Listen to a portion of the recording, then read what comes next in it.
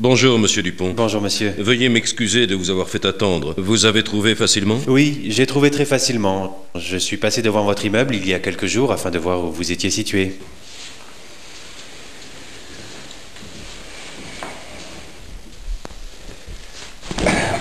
Et que savez-vous sur notre entreprise?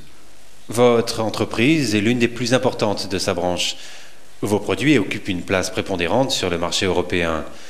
La tendance du marché est à la hausse, ce que reflète votre bilan concernant l'année passée.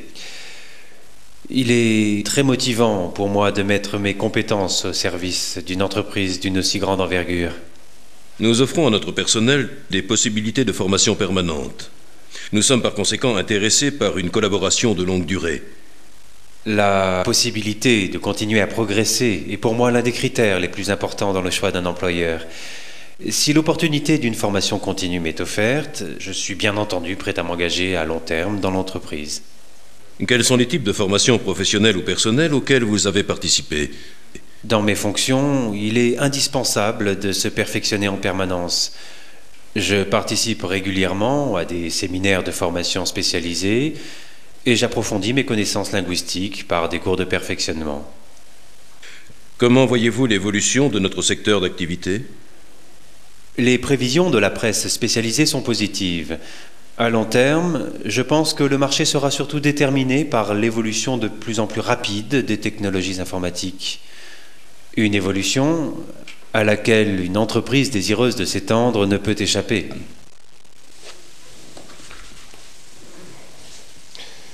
Pouvez-vous m'expliquer le blanc dans votre CV?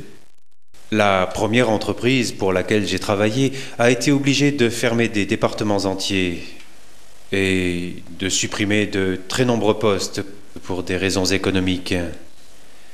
J'ai donc perdu mon emploi et retrouvé un nouveau poste que 6 mois plus tard, mais j'ai mis à profit cette période pour suivre des stages d'informatique et également de langues étrangères. Dans quel domaine se situe votre point faible? Comme je me considère comme quelqu'un d'équilibré, j'essaie, dans la mesure du possible, de combattre mes points faibles. Il arrive parfois que mon opiniâtreté me pousse à refuser le compromis, et je me montre alors peu diplomate. Mais la plupart du temps, je sais céder du terrain quand il le faut.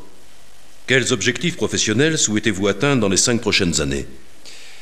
Je souhaite tout d'abord accroître mes qualifications et mes connaissances, et assumer de plus amples responsabilités, car cela correspond à mon tempérament.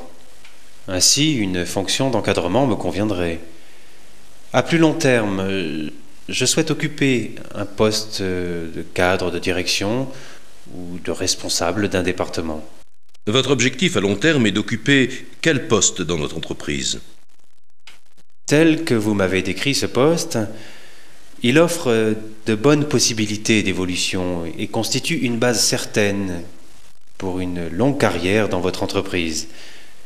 Comme je vous l'ai déjà dit précédemment, j'aspire à un poste de cadre supérieur ou de direction, et ce poste me paraît vraiment idéal. Mais vous dire quand et comment ces objectifs se réaliseront, tout dépendra de mon efficacité dans mon travail. Pour quelles raisons souhaitez-vous démissionner de votre poste actuel? La structure de l'entreprise dans laquelle je travaille actuellement ne m'offre pratiquement aucune perspective.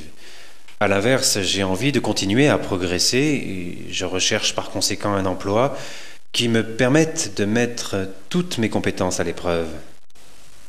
Merci beaucoup, monsieur.